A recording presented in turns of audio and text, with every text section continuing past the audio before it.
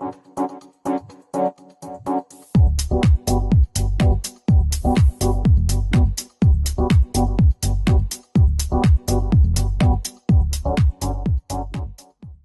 semua, kembali lagi di Interactify. Sekarang gua lagi sama dosen gua nih, Miss Mungki. Coba Miss Mungki say hi dulu, Miss Mungki. Halo. Kayaknya depan kamera harus agak image berbeda gitu ya.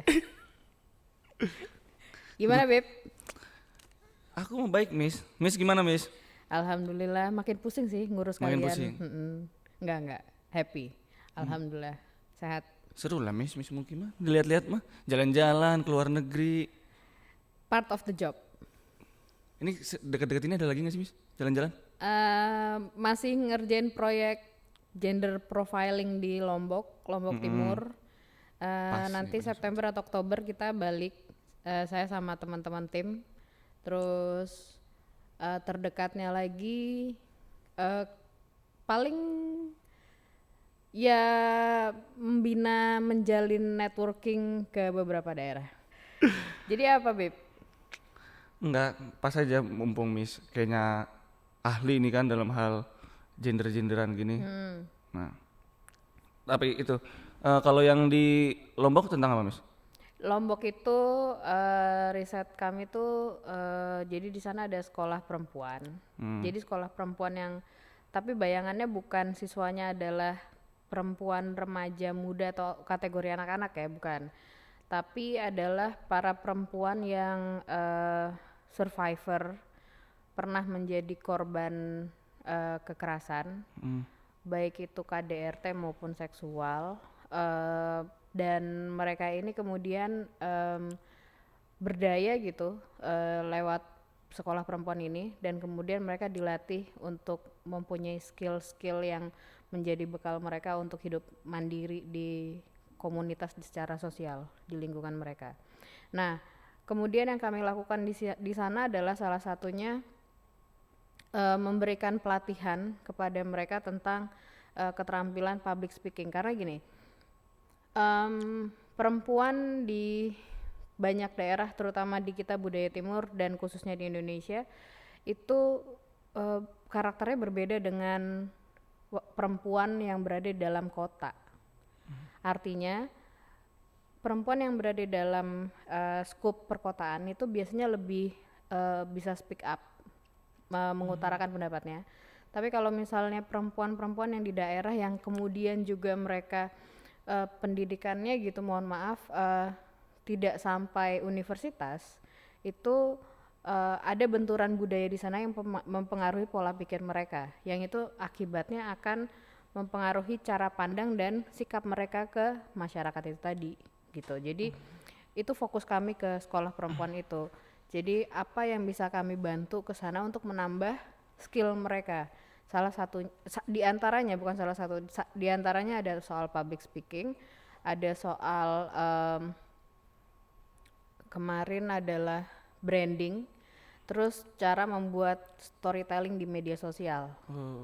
Jadi bagaimana membantu usaha mereka sih, karena usaha-usaha mereka itu mereka rata-rata UMKM, home industry, yang kemudian mereka punya usaha mulai dari makanan sampai apa kerajinan kain tenun. Karena kan perempuan Nusa Tenggara tuh rata-rata ya, bukan hanya di Lombok tapi juga sampai Nusa Tenggara Timur, mereka tuh punya harus punya keterampilan menenun itu tadi gitu. Nah, jadi itu yang mereka jual untuk menafkahi anak-anak mereka. Ada yang mungkin membantu perekonomian keluarga atau mereka sudah menjadi single mother tadi gitu.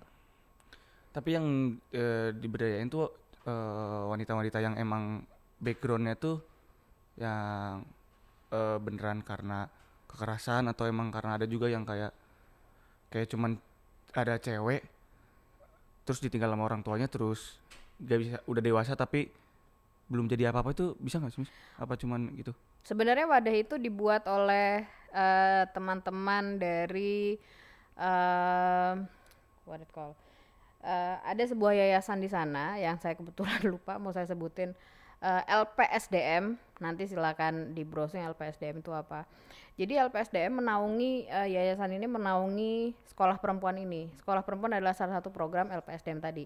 Nah, sekolah perempuan ini sendiri diinisiasi karena bukan cuman untuk menampung sebagai aspirasi dari perempuan korban kekerasan, tapi juga perempuan-perempuan yang mau belajar.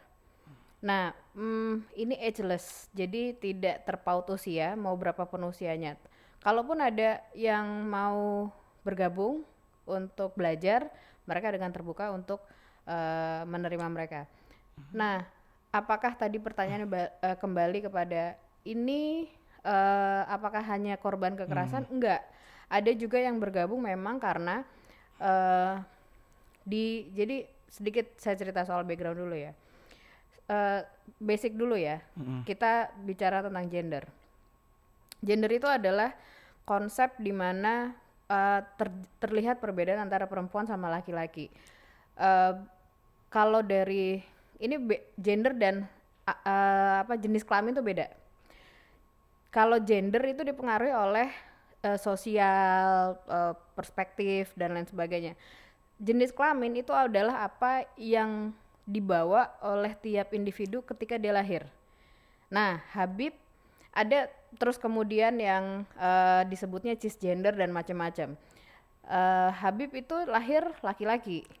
Jenis alat kelaminnya pun laki-laki, seluruh tubuhnya laki-laki. Nah, itu namanya, dan Habib mempersepsikan diri sebagai laki-laki. Itu namanya cisgender. Karena gender yang memang sama dengan dia lahir. Itu disebutnya cisgender. Terus saya juga menyebut diri saya perempuan dan saya terlahir perempuan. Itu saya menyebut diri saya cisgender. Tapi dalam evolusi gender itu ada di beberapa tulisan yang menarik kalau bisa ditemukan di National Geographic tahun 2019. Gender itu berevolusi banyak banget gitu. Ada yang terus kemudian dari cisgender tidak hanya perempuan dan laki-laki ini, tapi juga kemudian ada yang diakui trans, terus atau ada yang kemudian diakui sebagai androgini atau dia seksual gitu. Terus kemudian itu macam-macam. Tapi itu merupakan gender itu adalah bagaimana seseorang itu mempersepsikan dirinya di masyarakat. Dia mau dipanggil apa? Kalau di luar negeri kan ada yang pronunciation-nya, ada yang saya kata gantinya she, Habib kata gantinya him atau his. Nah, saya her atau she. Nah, ada beberapa teman-teman yang memang pengennya dia dipanggil they. Karena dia menganggap bahwa dirinya itu gender fluid. Baru lagi nih. Nggak baru, sebenarnya udah lama. Cuman dalam perkembangan sosialisasinya di masyarakat kita hanya mengenal 2 jenis kelamin itu. Tapi sementara kalau kita bicara gender, itu ada banyak cabangnya dan itu banyak benar. Nah, salah satunya yang tadi itu, ada gender fluid tadi. Nah, inilah yang mereka kata gantinya disebut they tadi, itu tadi. Nah, kalau teman-teman trans ini biasanya lebih state, dia mau dipanggil kata gantinya him atau she gitu. Nah, jadi itu tadi ya. Nah, balik ke masalah Lombok. Ini gender itu juga bisa dipengaruhi oleh ini bukan Lombok, tapi ada di beberapa daerah di Indonesia yang memang gendernya itu bagian budaya. Contoh di Makassar itu, di Sulawesi Selatan itu ada memang gender yang tengah-tengah. Jadi dia disebutnya juga bukan bisexual, tapi dia juga memang dia menamakan dirinya kalau sekarang mungkin they. Tapi itu dalam budaya suku di Sulawesi Selatan itu ada. Nah, kalau di Lombok bicara gender, ini kita bicara tentang aspek sosial. Di Lombok ini ada budaya bahwa kawin lari, istilahnya kawin lari, tapi prakteknya itu sesungguhnya bukan kawin lari yang kita bayangin terus dia tidak direstui keluarga gitu ya, bukan. Tapi artinya ada ketika meminang seorang perempuan, adatnya suku Sasak di Lombok Mm-mm. itu yang mayoritas adalah suku Sasak. Eh, Perempuan ini punya mahar kan, gitu. Mm. Nah, sementara ada pihak laki-laki yang dia tidak apa mampu untuk meminang perempuan itu dengan harga yang ditetapkan. Quote-in-quote-nya harga gitu ya, bukan bukan terus perempuan ini punya harga, bukan. Nah, terus kemudian Kayak di itu lah, misalnya kayak di Sulawesi gitu-gitu juga kan ya. semua Mm-mm. beberapa daerah seperti itu. Nah, terus kemudian em, biar tidak seolah-olah tetap terjadi pernikahan, tapi ini diketahui kedua keluarga ini, mereka akhirnya kawin lari. Kawin larinya begini, bukan menikah terus tanpa keluarga, bukan. Tapi si perempuannya ini dibawa laki-laki ini, dia dititipkan di keluarganya kerabat laki-laki. Mm-mm. Dan kalau di Lombok itu perempuan sudah akil balik dan dia keluar rumah lewat dari tengah malam, artinya itu harus Nikahan. dinikahkan dengan si laki-laki tersebut. Nah, itu adalah salah satu cara sebagai bagian dari adat. Nah, kemudian adalah Tapi benar sebanyak itu Miss, itunya. Kawin apanya? lari itu di situ sebanyak itu. Itu nah, siswa-siswa si sekolah perempuan itu rata-rata adalah akibat dari budaya itu tadi. Ada berapa sih muridnya Miss? Apanya? Ada berapa muridnya? Apanya? Muridnya tuh ada berapa? Muridnya itu terbagi di beberapa desa. Jadi di tiap desa di Lombok Timur tuh ada beberapa. Jadi kalau sekolah perempuan ada baru ada itu di Lombok Timur sama Lombok Utara. Hmm. Barat itu belum ada atau nggak ada karena cenderung di Lombok Barat itu eh, kasus seperti itu atau misalnya akibat dari budaya itu minim. Mm-mm. Kalau yang timur sama utara karena tingkat kemiskinannya masih tinggi atau tingkat apa namanya pendidikannya itu akibat budaya itu, terus dia jadi impactnya lumayan besar gitu terhadap kelompok perempuan ini. Nah, kalau kita bicara seperti itu, berarti budaya itu mempengaruhi. Nah, kaum perempuan yang identik dengan kelompok marginal gitu atau kelompok yang rentan itu menjadi dampak dari hal ini. Nah, gender tadi balik lagi, bagaimana sebetulnya uh, gender itu harus dipersepsikan sama. Semua gender itu harus mempunyai hak yang sama. Nah, konteks kelompok timur tadi ada diskriminasi gender gitu. Tapi bukannya berarti budayanya kah yang salah, atau menurut Miss tuh kalau Miss mau merubah dari kayak kita berdayain aja ceweknya atau wanitanya, tuh kayaknya emang harus dirubah deh budayanya gitu. Kalau di konteks Indonesia, gender itu hanya baru diakui 2 gender, laki-laki dan perempuan tadi. Nah, kalau kita mau berbicara tentang hak kesamaan hak antar berbagai gender, berarti budayanya harus, bukan budaya tapi perspektif masyarakat yang harus dirubah. Nah, sekarang gini, ini bukan soal LGBTQ, tapi permasalahannya ada orang-orang yang secara orientasi seks atau gendernya itu berbeda dari gender konvensional. Dan sebetulnya itu bukan barang baru, tapi dia udah lama isu ini dan orang-orang itu juga sudah ada gitu. Hanya kemudian penerimaan masyarakat yang kemudian berbeda dan menganggap mereka ini aneh gitu. Jadi mereka diperlakukan tidak adil oleh masyarakat gitu. Jadi kalau dibilang budayanya apakah berubah, budaya yang mana dulu? Kalau budaya yang menempatkan bahwa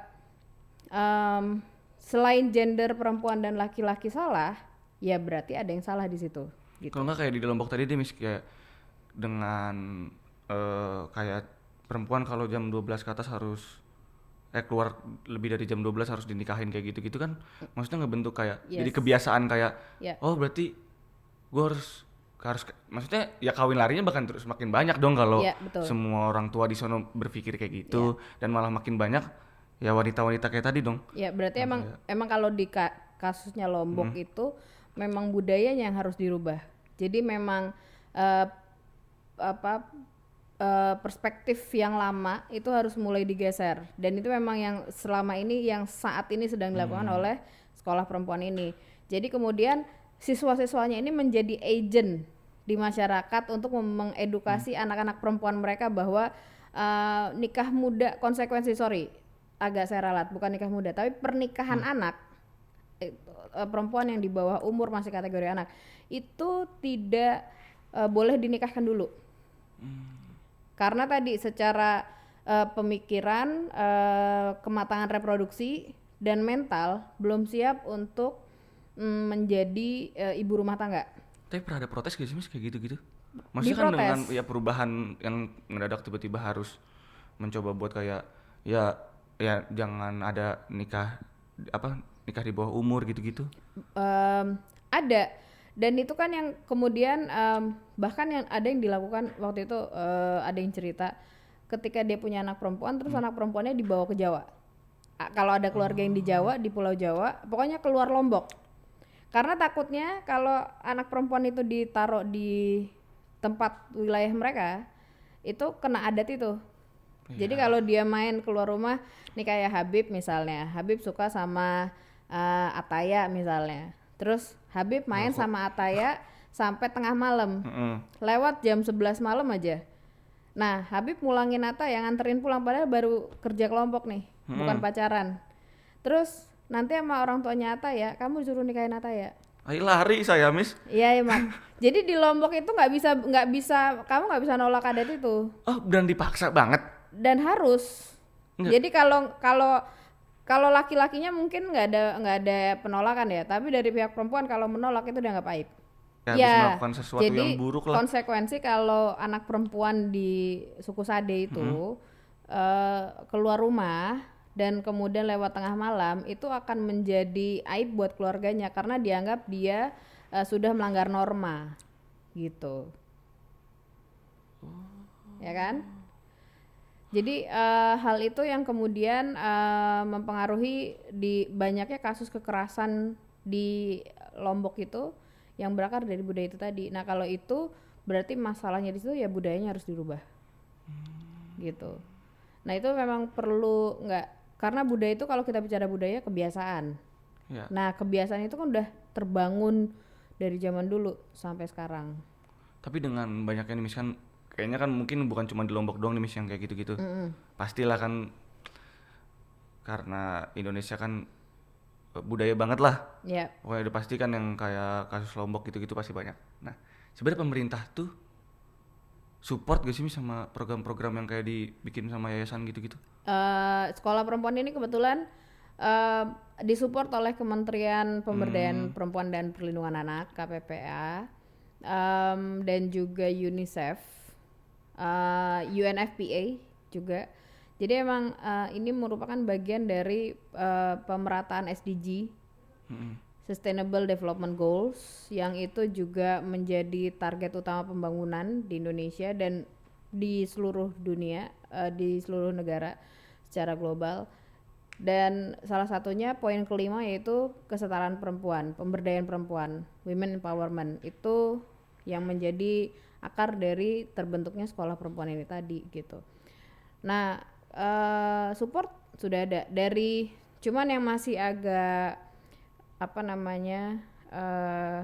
justru terhalang itu penerimaan dari masyarakat terhadap perubahan itu. Artinya justru yang menentang adanya keberadaan sekolah perempuan itu awal-awalnya adalah si keluarga para siswa ini tadi. Nah kadang itu bisa itu ngerasa kayak kayaknya pemerintah mah udah gitu support, cuman kayak karena dengan edukasi ke masyarakat se-Indonesia kurang gitu. Kalau jadi kan sebenarnya kalau dari saya itu kadang ngerasa kayak pemerintah nih support gak sih hal kayak gini gitu, karena kan pemerintah nggak pernah kayak mencoba menggembor-gemborkan di sosmed gitu, nggak kayak malah kan kadang yayasannya doang gitu yang coba gembor-gembor di sosial media kan pemerintahnya nggak. Dan kan jadi orang-orang tuh kayak ya udah berarti ya wajar-wajar aja ada budaya kayak gitu dan selalu mewajarkan budaya kadang kita tuh. Kalau misalnya di masyarakat secara pusat sebetulnya mendukung tentang pemberdayaan perempuan, tapi walaupun itu di breakdown kepada pemerintah daerah di tiap wilayah, tapi pasti ada resistensi, artinya ada penolakan. penolakan itu terjadi karena apa tadi? Budaya patriarki yang sudah sangat melekat di Indonesia. Artinya bahwa perempuan itu mulai dari dia lahir sampai dia mati itu diatur oleh adat istiadat.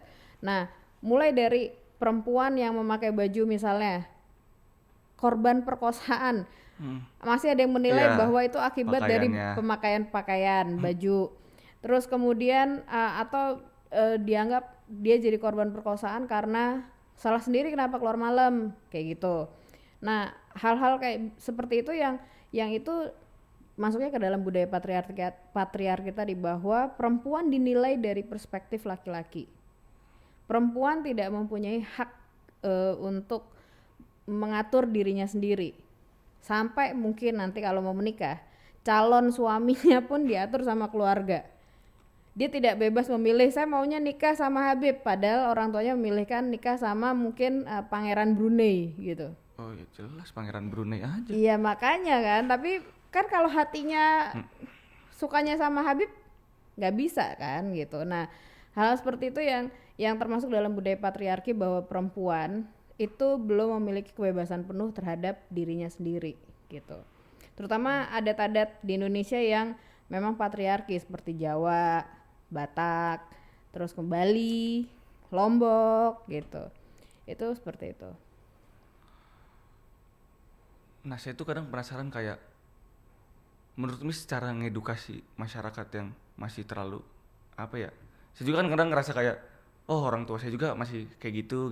Cara nyikapin ke saya sama ke adik saya yang cewek tuh masih ada beda banget lah gitu. Ya. Nah cara menurut Miss cara saya dulu deh kalau saya sebagai anak di rumah Anak laki-laki. iya untuk kayak biar mencoba kayak biar ibu saya ngerti biar orang tua saya ngerti gitu. Atau ya Ngerti orang terhadap terdekat. apa? Ya terhadap bahwa kayak ya budaya-budaya yang kayak patriarki tadi yang Ya. cewek tuh nggak bisa bebas lah itu biar nggak ada lagi gitu. Itu tergantung cara pola asuh dan didikan.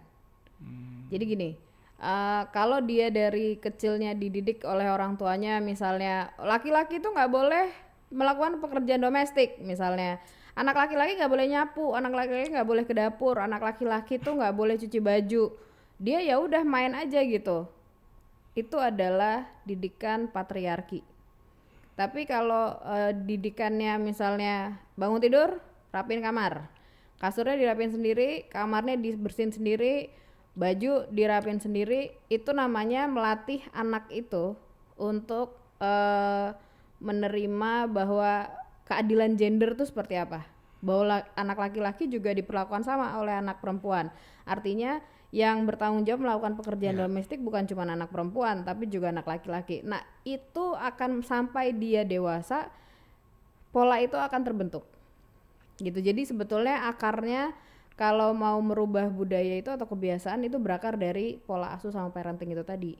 Jadi tidak memperlakukan anak perempuan dan laki-laki secara berbeda, hanya berbeda karena masalah kebutuhan secara jenis kelamin. Maksudnya kan nggak mungkin anak laki-laki diajari cara pakai pembalut gitu kan, nggak mungkin ya gitu. Tapi nyapu ngepel misalnya. Ya, harus. atau misalnya anak perempuan cara membersihkan bekas disunat gitu kan nggak mungkin. Karena perempuan kan biasanya dikitannya seketika lahir. Tapi budaya kitan perempuan itu sebetulnya juga salah satu bentuk diskriminasi perempuan sih. Makanya di Afrika itu ditentang. Karena yang masih melakukan itu adalah Afrika. Berarti sebenarnya menurut Sama Miss Timur berarti dari parenting keluarga dulu. Tapi kan gini Miss, kalau misalkan parentingnya salah, anaknya kan jadi salah nih. Nggak salah sih, karena Bukan orang tuanya salah. nggak tahu. Iya, kan misalnya oke, misalkan secara parenting kan orang tuanya nggak tahu nih cara ngedidik anak yang baik. Terus kan anaknya jadi mungkin ya gitu tadilah sama lagi berpikiran yang sama. Terus nanti kan dia udah gede gitu lagi punya anak. Maksud saya tuh Gimana cara memutus itu? ya cara memutus gitu. Gini, kalau cara memutus itu berarti si calon orang tua baru, artinya kalian ini ya, yang Gen Z ini, yang sekarang ini kuliah, itu harus tahu tentang konsep ini dulu, konsep gender dan keadilan dan lain sebagainya. Nah, kemudian ketika kalian nanti siap untuk berumah tangga atau berkomitmen dalam rumah tangga, berarti kalian apapun keputusan kalian, mau itu kalian child free ataupun memiliki anak, kalian harus belajar parenting. Akarnya di situ. Nah, yang orang tua kita sudah lakukan dulu itu karena ketidaktahuan. Yang mereka tahu ketika sudah menikah ya udah ngurus anak yang mereka pahami dan tahu, mereka pelajari itu dari orang tua mereka. Terus seperti itu sampai ke atas. Jadi orang tuanya juga belajar dari orang tuanya dan seterusnya seperti itu. Tidak ada yang memberitahu mereka bahwa oh ini salah loh. Kamu bahkan mengasih minum anak bayi pakai dot itu juga sebetulnya salah satu bentuk manja. Nggak ngedidik anaknya untuk mandiri. Katanya kalau mau biar lebih mandiri sejak dini, ngasihnya bukan pakai dot itu, tapi yang bentuknya sendok. Tapi kan yang mungkin takut tumpah gitu-gitu, Miss. Kalau nggak pakai dot, mas anak bayi langsung pakai. Iya, dot itu mungkin dipakai bayi baru lahir ya, newborn. Tapi kalau misalnya dia udah berapa bulan diganti pakai yang itu karetnya dot itu diganti sama yang sendok yang untuk itu ada itu gitu. Dan itu katanya berakar dari situ. Berarti ya mau nggak mau harus ada yang mutus nih, apalagi buat Gen Z lah ya, Miss ya. Iya. Nah, cuman gini ya, yang sekarang menjadi PR itu adalah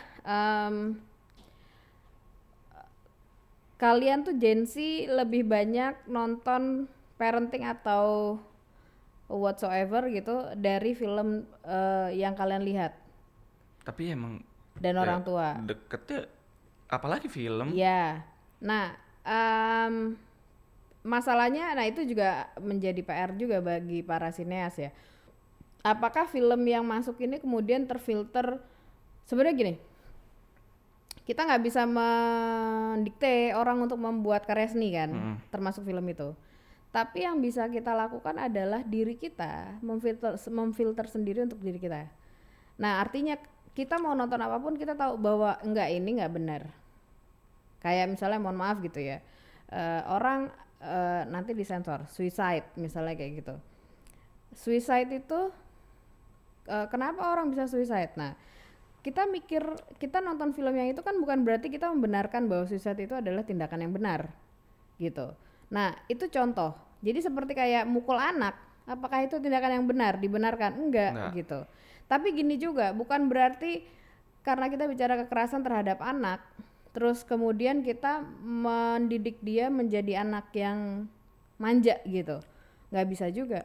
Karena ingat bahwa ketika kita hidup kita harus ingat mati. Jadi kita harus mempersiapkan kalau kita jadi orang tua, mendidik anak ini sewaktu-waktu kita meninggal.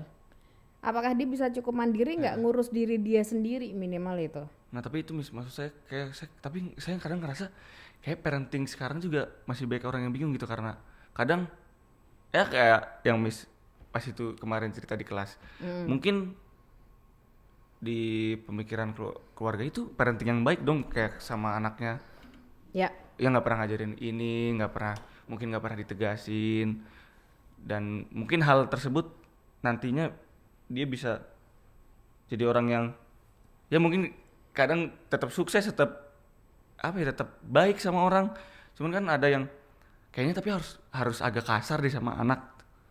Oke. Gini, mungkin saya tidak menyebut itu kata kasar gitu ya, artinya tindakan itu kasar, tapi ketika kita perlu mendisiplinkan anak itu penting. Karena gini, ini salah satu contoh kasus. Teman saya anaknya tuh sering keluar rumah ketika tantrum.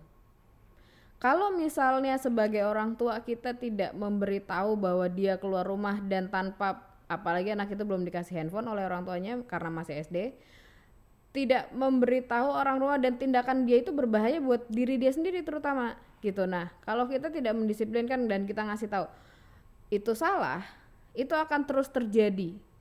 Dan akibatnya apa? Bisa fatal kalau anak itu hilang gitu kan, amit-amit gitu. Nah, jadi yang paling penting adalah mendidik itu ada teorinya, ada konsep dan metodenya, tapi bukan berarti itu kaku seperti kita menganalisa sebuah kasus ya, tapi harus digunakan hati sama pikirannya. Nah makanya saya bukan ahli parenting, tapi beberapa ahli yang saya dengarkan itu parenting itu pada dasarnya adalah cara mendidik. Ini balik ke soal gender, mendidik anak laki-laki dan perempuan itu beda. Perbedaannya terletak pada apa? Hipotalamusnya anak laki-laki itu lebih tipis daripada perempuan. Artinya anak laki-laki itu nggak bisa diajak multitasking, sementara anak perempuan bisa. Ini bukan permasalahan diskriminasi, tapi memang secara takdir dan kodratnya seperti itu. Makanya kenapa anak laki-laki ketika dia lagi fokus ngerjain PR atau tugasnya, kadang-kadang dia tidak fokus terhadap perintah ibunya atau diajak ngomong, nggak bisa. Anak perempuan kebalikannya, justru dia lebih banyak butuh ngomong daripada anak laki-laki. Jadi emang sebagai orang tua harus tahu itu dulu, ilmu-ilmu basic itu dulu daripada kita kemudian menyamakan hal-hal itu tadi gitu. Berarti persoalan gender nih maksudnya kan jadi kompleks kan, maksudnya. Benar. Terus kan jadi kayak ya mungkin jadi wajib lah kayak oh berarti semua orang harus punya wawasan soal gender, harus kayak gimana.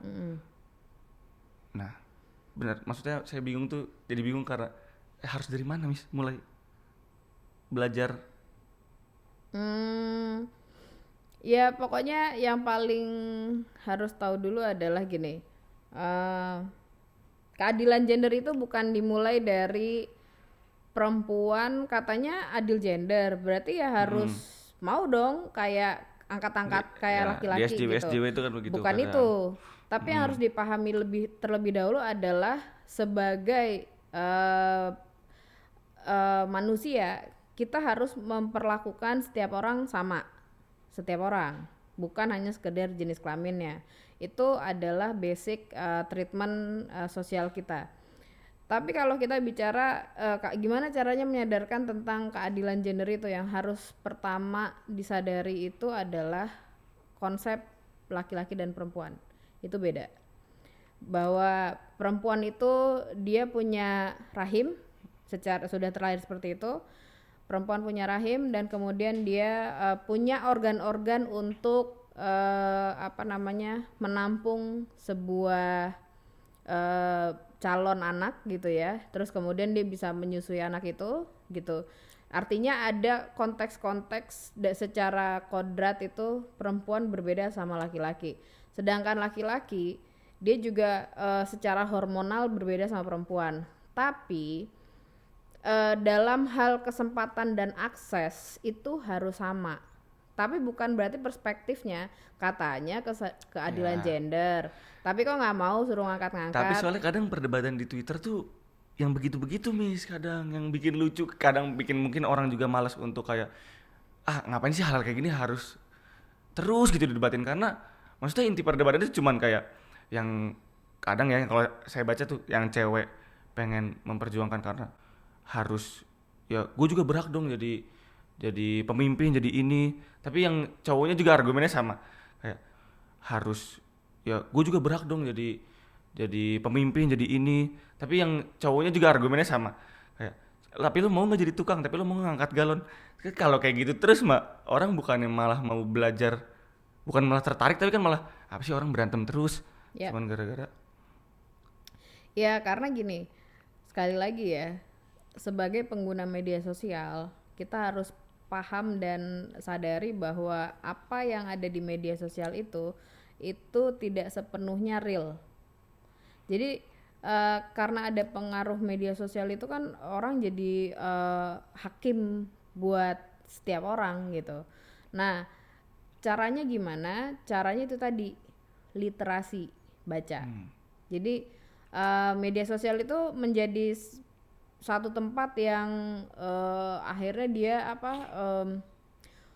ribuan informasi berada di situ. Nah, gimana cara kita memfilter itu dan membatasi diri kita supaya tidak terbawa arus tersebut? Ya baca rujukan yang benar, bukan Wikipedia, apalagi ChatGPT. Jadi harus baca emang rujukan yang benar. Nah, sebagai seorang mahasiswa seharusnya makanan bacaan-bacaan seperti jurnal dan buku itu udah menjadi habit harusnya. Berarti sebenarnya nggak harus banyak-banyak baca di Twitter tuh orang Enggak, ribut tuh biarin aja enggak, misalnya. iya. Berarti sebenarnya yang saya tuh kadang mikir gara-gara banyak orang berantem gitu jadi suka kayak, jadi sebenarnya yang harus diperjuangin tuh apanya sih, maksudnya harus bersikap seperti apa gitu sebenarnya Oke, berjuang tuh. ini soal gender ya Hmm. konteksnya.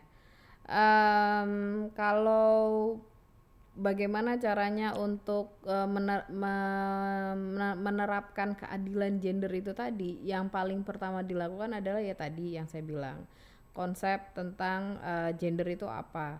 Nah, kemudian cara kita memperlakukan itu dalam aplikasinya itu misalnya gini, uh, karena perempuan tuh kadang-kadang ketika hormonnya menstruasi, secara fisik, secara daya tahan tubuh, dan secara psikologis itu terpengaruh dari hormonnya. Jadi ada yang mungkin secara hormonalnya dia bisa sakit badannya, terus kemudian gara-gara badannya sakit otomatis moodnya terganggu dan akibatnya dia jadi nggak fokus, misalnya kayak gitu. Nah, sebagai kelompok yang berlawanan jenis gitu ya, kelompok laki-laki ini atau misalnya kelompok yang lain gitu, tapi ini kita ngomong basic, berarti kelompok laki-laki yang berbeda hormon, berarti dia harus memahami bahwa perempuan punya keterbatasan di hal tadi. Nah, berarti artinya bukan berarti kesetaraan itu terus kemudian perempuannya disuruh ngangkat galon misalnya, atau ngangkat Bangun rumah gitu misalkan. ya misalnya bangun rumah, misalnya bangun candi Bangun gitu. candi. Nah, tapi yang harus ditanamkan adalah bahwa mau dia apapun jenis kelaminnya, dia harus punya kesempatan dan akses yang sama. Artinya secara pendidikan, sosial, suara termasuk, itu harus punya yang sama. Jadi kalau laki-laki punya satu suara berarti perempuan punya satu suara. Kalau laki-laki boleh sekolah sampai jadi profesor berarti perempuan juga bisa dibolehkan untuk menjadi seorang profesor. Kalau laki-laki boleh main bola, perempuan juga boleh main bola. Intinya gitu. Masih sebenarnya cukup sampai bersikap kayak udah gitu. Ya cewek mah cewek juga bebas berhak dapat kayak apa yang kita punya. Terus cewek ya cowok juga ya udah aja gitu, nggak harus kayak didebatin kayak malah ngelawan argumennya buat angkat ini dong, tetap tetap ya kalau lo mau jadi kayak cowok tetap harus misalnya jadi tentara perang di mana gitu, nggak harus kan. Nggak harus. Ya kan? Tapi masalahnya ya makin makin kesini makin lucu tapi kadang Lucunya kenapa? yang kayak setahun lalu deh tahu nggak sih yang itu yang ada cewek beli di Indomaret terus tersinggung dipanggil mbak. Karena dia merepresentasi dirinya mungkin nggak mau dipanggil si.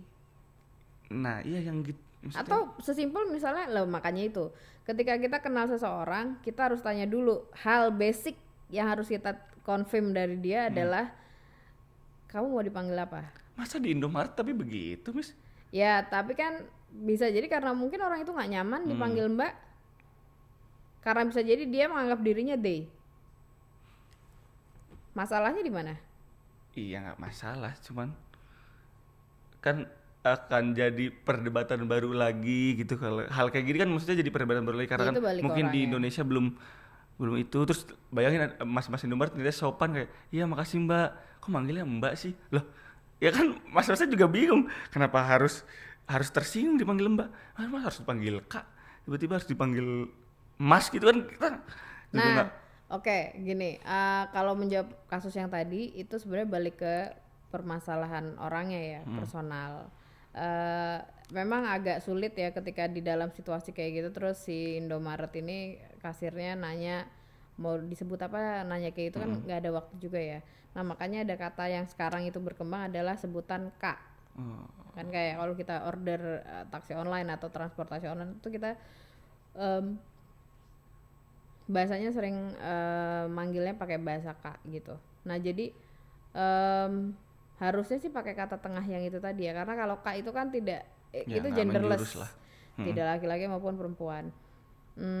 Tapi ya itu tadi sih kalau menurut saya case-nya ya harus ada pengertian dua-duanya. Ini juga buat gini, mungkin Em, Kalau menurut saya sih itu kasus yang sehari-hari terjadi ya, jadi nggak perlu dibesar-besarkan. Artinya gini, mungkin orang yang dipanggil Mbak ini memang sudah di titik yang dia capek Capek. gitu ya, selalu dipanggil Mbak, mungkin karena dia menganggap dirinya juga bukan perempuan, tapi dia secara gender dia bukan perempuan, tapi dia mau dipanggilnya sebagai they gitu kan. Tapi kan dia juga panjang menjelaskannya kalau sama orang, karena mostly orang Indonesia tidak memahami tentang pohon gender ini tadi gitu. Dan Mas Indomaretnya juga ya sebenarnya memanggil Mbak atau Mas itu nggak masalah, tapi ya mungkin sebaiknya pakai kata tengah aja gitu, yang Kak tadi itu gitu. Bisa mah ini kan mungkin ya mungkin kalau di negara barat soal gender ini kan makanya bisa bebas karena ya mungkin orang-orang di sana kesannya apa ya, ya terbuka banget lah gitu. Tapi kan di Indonesia kan masih ada ketahan kayak oh ada agama nih yang bikin kayak orang-orang tuh nggak ada lah, gender mah udah cuman laki-laki sama perempuan gitu. Nah apa ya, saya tuh kadang ngerasa kayak kayaknya emang perdebatan di Indonesia juga nggak ada habisnya tuh ya, mungkin karena ya pasti ujung-ujungnya larinya ke agama. Larinya kayak ya kayak yang Mang Anang tuh kan transgender pindah jadi cowok ya kalau nggak salah ya, jadi Daerah mana itu yang kasusnya? TNI itu mis loh, pemain Oh, voli April ya, Mang Anang. Manganang ya. Nah ya dia aja mencoba untuk kayak gue pengen jadi diri sendiri gitu, gue pengen jadi cowok Oh seutuhnya. enggak, kalau kasusnya April beda konteks. Kasusnya beda beda kasus ini ya daripada yang teman-teman trans ini gitu. Kalau si kasusnya April ini adalah dia terlahir dengan dua kelamin. Tapi tetap banyak yang nggak ngerti loh mis di Twitter tuh, maksudnya apa ya. Enggak gini. Nah ini sosialisasinya atau pemahaman masyarakat ini mungkin belum paham. Jadi dalam tubuhnya si April tuh ada dua hormon, estrogen. Ya kita semua punya dua hormon itu, tapi kalau yang perempuan dominannya estrogen itu kan. Nah kemudian April ini merasa semakin bertambah usianya dia, yang hormon dominan di badannya dia itu adalah testosteron atau laki-laki. Jadi dia akhirnya memutuskan untuk operasi semua organ yang berpotensial ke perempuan itu diganti menjadi yang laki-laki. Organ laki-lakinya kan sebenarnya udah ada. Ya Jadi sebenarnya kalau kasusnya April itu bukan dia ganti kelamin, tapi dia mempertahankan salah satu kelamin yang dia punya gitu. Nah, itu beda kasus. Tapi kalau teman-teman yang yang trans. masalahnya ini trans seperti itu, gini ya. em, Dalam konteks agama dan sosial, kalau kita mau menjawab hal ini dalam konteks agama, saya bukan ahlinya. Dan saya tidak akan membawa kasus ini pembicaraan ini ke arah sana. Dan kalau misalnya kita bicara secara sosial, berarti kita harus memperlakukan semua orang dengan hal yang sama. Nah, hal itu berarti konsekuensinya apa? Berarti ya kita tetap memperlakukan orang yang sama, apapun keputusan gendernya dia. Dan menurut saya, kalau dalam keyakinan saya ya, saya tidak berhak untuk menghakimi orang lain, gitu. Jadi apapun keyakinan yang saya anut, ayat apapun yang saya hafal, saya tidak membiarkan diri saya untuk menghakimi orang lain. Tetap lah misalnya maksudnya kayak ya mungkin nggak setuju boleh nggak setuju, cuman ya nggak usah berisik lah, nggak usah ngejudge, nggak usah Iya. kayak langsung Iya. ya tiba-tiba difitnah masuk neraka segala macam. Iya, ya itu tadi ya, karena terkadang kan masyarakat menjadi Tuhan ya. Betul. Nah itu yang menurut saya, daripada saya menghakimi orang lain gitu, mending saya ngurus diri saya sendiri. Itu sih. Jadi ya adil itu kan bagian dari keyakinan sebenarnya kalau Tapi di itu Islam. mungkin mis kadang maksudnya kenapa masalah gender di sini nggak pernah selesai, mungkin ya karena masyarakatnya pun masih Iya, karena itu tadi homofobik. Kalau ini kita bicara tentang teman-teman yang, karena kalau bicara orientasi seks berarti ada dalam kelompok itu adalah LGBTQ gitu kan. Nah, kenapa masyarakat kita agak sulit menerima perbedaan itu tadi? Karena itu tadi, dalam pandangan mereka, mereka beranggapan bahwa ini salah. Gini, kalau menurut saya masyarakat itu, karena dalam budaya kita yang sangat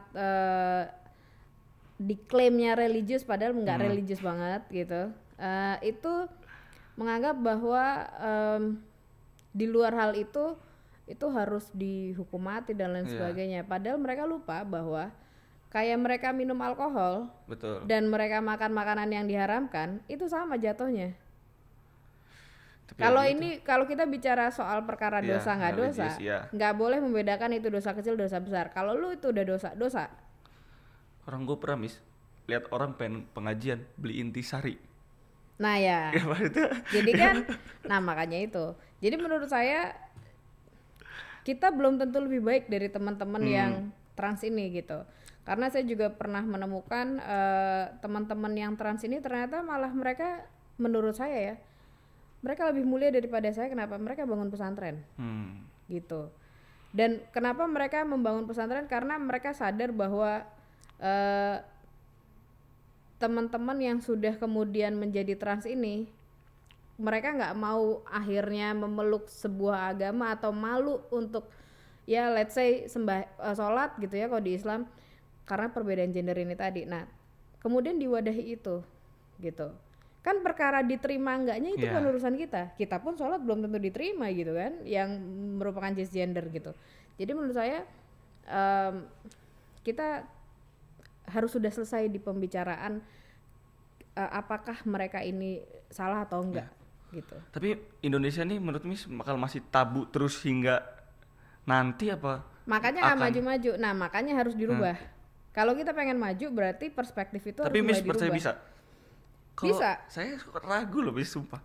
Karena generasi berikutnya setelah kalian, generasi alpha ini, mereka lebih kritis daripada generasi yang Tapi sebelum-sebelumnya. menurut saya hal-hal Dan kayak mereka gitu cuma lebih terjadi di apatis. kota, Miss. Karena Apanya yang kota menolak? pemikiran yang bisa lebih gila lagi tuh menurut saya kalau di Indonesia masih cuma bisa di kota. Maksudnya kalau saya balik ke Cilegon nih, misalnya kalau saya balik ke rumah masih sama, Miss. Orang seumuran saya tuh masih yang ya cewek mah di rumah terus nikah, itu masih banyak gitu. Maksudnya nggak kayak Nggak boleh. nggak jadi malah kayak mungkin saya udah mencoba buat kayak belajar gitu, buat baca. Tapi kalau saya balik Cilegon tuh ya udah, cewek itu ya wajar kalau masih malah banyak SMA yang udah jadi pembantu, udah kerja gitu di Cilegon tuh. Ini nggak jauh dari Jakarta lagi, cuman sejam. Karena budaya tadi, stigma terhadap bahwa perempuan itu dianggap perempuan nggak benar ketika misalnya dia melawan perintah orang tua. Padahal mungkin dia hanya sesederhana dia mau sekolah. Akibatnya karena bentrok, karena konflik tersebut, dia akhirnya memutuskan untuk kerja aja deh gitu, daripada gue dikawinin. Tapi itu maksudnya untuk generasi selanjutnya supaya bisa lebih itu lagi tuh. Karena teknologinya berkembang dan generasinya berkembang. Kamu udah pernah ketemu sama generasi alpha belum? Belum. Yang sekarang SMP. Adik saya. Nah, beda nggak sama kamu pemikirannya? Tapi ya emang lebih, saya kagetnya tuh ternyata lebih dewasa, Miss ya. Betul, Generasi karena itu. generasi alpha tuh lebih skeptis daripada Gen Z. Skeptisnya in terms of mereka tuh lebih terbuka pikirannya daripada Gen Z. Bukan ini komparasi generasi ya, tapi artinya kalau kita bicara kembali ke pertanyaanmu bahwa apakah kita bisa berubah di masa mendatang dengan Indonesia yang tidak lagi paranoid terhadap perubahan gitu ya, bisa, karena generasi berikutnya itu berpotensi untuk mengubah itu. Jadi PR kita sebagai kakak ataupun orang tua yang sekarang terhadap mereka itu ya harus membekali diri kita supaya mereka nanti nggak lost. Ya tapi memang saya tapi gini Miss. Dengan mereka sangat-sangat terbuka gitu sekarang pemikirannya.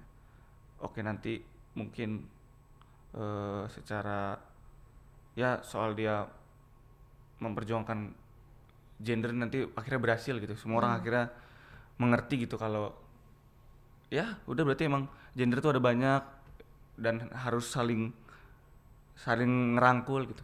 Tapi dengan pemikiran seterbuka itu saya tuh kadang mikir kayaknya efek sampingnya jauh lebih.